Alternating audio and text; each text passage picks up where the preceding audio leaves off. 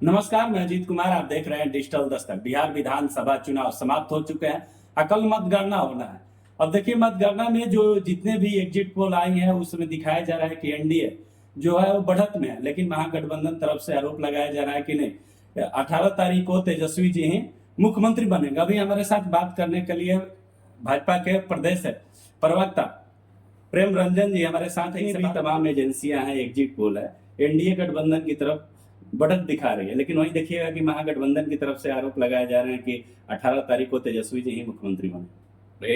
Exit तो चुनाव के बाद जो मतदान हुआ है और मतदाताओं के जो वोट देने वाले हैं उनसे बातचीत कर कर करके वो एग्जिट दिखा रहा है।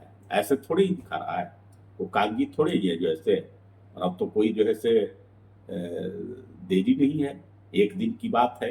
कल जो है से मत पेटी खुलेगा, ईवीएम खुलेगा, पता चल जाएगा। ये 2020 में भी तेजस्वी यादव इसी प्रकार का जो है से सपना देख रहे थे। आप कह सकते हैं उसको मुंगेरी लाल के सपना, मुख्यमंत्री मैं बन गया।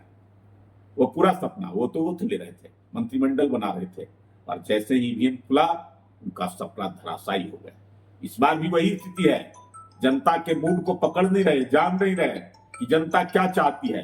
और जनता ने मन बना लिया था एनडीए की सरकार को बनाने का, और उसके अनुरूप जो है उन्होंने दिया है वोट। इस बार 9% से ज्यादा अधिक वोट होना और उसमें महिलाओं का वोट बढ़ना, ये अपने आप में इस बात को साबित करता है कि महिलाएं एनडीए की सरकार से खुश है। जिस प्रकार से बिजली फ्री किया गया 125 यूनिट सभी घरों के अंदर में, जिनको बिजली उपभोक्ता है उनको घरेलू उपभोक्ता, उसके अलावा जो है से जो महिलाएं या वृद्ध या अन्य विकलांग हैं जिनको पेंशन मिलता था, उनकी पेंशन की बढ़ोतरी हुई। और सबसे बड़ी बात है कि महिलाओं को स्वरोजगार, आत्मनिर्भर बनाने के लिए 10,000 रुपया 1,40,00,000 महिलाओं को दिया गया है। तो वो जब वोट देने जाएंगी तो किसको जाएंगी? तो ज्यादा महिलाओं का वोट होना इसी बात का द्योतक है कि वो महिलाएं निकली हैं वोट देने के लिए। वो एनडीए के पक्ष में, सरकार के पक्ष में जो उनका जो है से ख्याल रखने का काम किया है, ध्यान रखने का काम किया है। उनको जो है से रोजगार के लिए 10,000 रुपया और आने वाले समय में 2 लाख रुपया देने की बात की गई है रोजगार के लिए, उसके लिए किया है।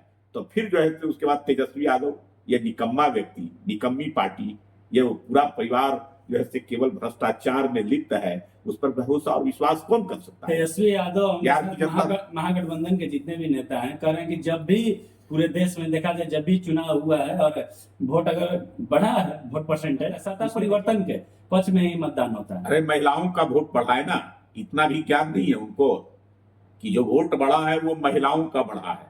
9% अधिक पुरुषों से महिलाओं ने वोट किया है, और वो महिलाएं कभी भी जो है से आरजेडी की सरकार या महागठबंधन की सरकार बनाने के लिए वोट नहीं कर सकती। सबसे ज्यादा रोजगार के लिए, नौकरी के लिए खुद उनको रोजगार मिल रहा है। और रोजगार जितना जो है से एनडीए की सरकार ने दिया है वो तो वादा करते हैं, उनके पर कोई भरोसा है? वो जब 15 वर्ष थे तो बिहार की क्या स्थिति थी? पूरे बिहार को उन्होंने लूट लिया था, बर्बाद कर दिया था। वही महिलाएं त्राहिमाम कर रही थी, कितनी महिलाएं विधवा हो गई थी, कितनों लोगों का हत्या हुआ था, डकैती हुआ था, अपहरण हुआ था, लूट की घटनाएं होती। वो महिला जो है उन चीजों को देखी है, उन परिस्थितियों को उन्होंने देखा है। तो अब दोबारा जो है वो जंगल राज की पुनरावृत्ति इस राज्य के अंदर में ना हो। वो महिलाएं जो है इस काम को लेकर करके अधिक वोट की हैं, ताकि इस सरकार के खिलाफ जो साजिश हो रहा था महागठबंधन के द्वारा, उस साजिश को नाकाम करने के लिए वो महिलाएं अधिक मात्रा में वोट किया है, सरकार को बचाने के लिए, एनडीए की सरकार को फिर से बनाने के लिए। राजद कार्यालय के सामने एक पोस्टर लगा हुआ है, उसमें नीतीश जी का तस्वीर है। कहा जा रहा है कि अलविदा चाचा। हाँ, उनके कहने से अलविदा थोड़े ही हो जाएंगे।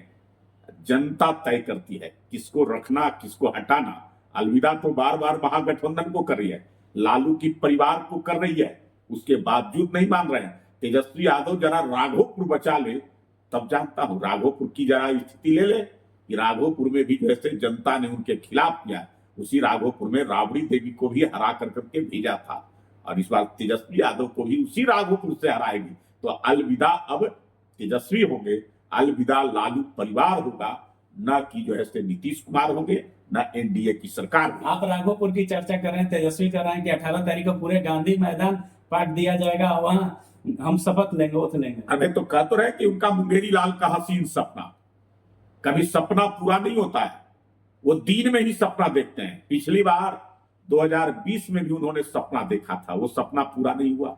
अब 2025 है, 25 में भी उनका सपना उसी तरह से कल धराशायी हो जाएगा। सपना देखते रह जाएंगे दिन में और पता चलेगा कि एनडीए की सरकार बनी। अभी हमारे साथ भाजपा के प्रदेश प्रवक्ता प्रेम रंजन पटेल जी थे।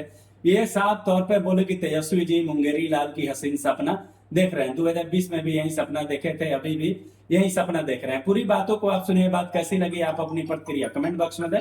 धन्यवाद।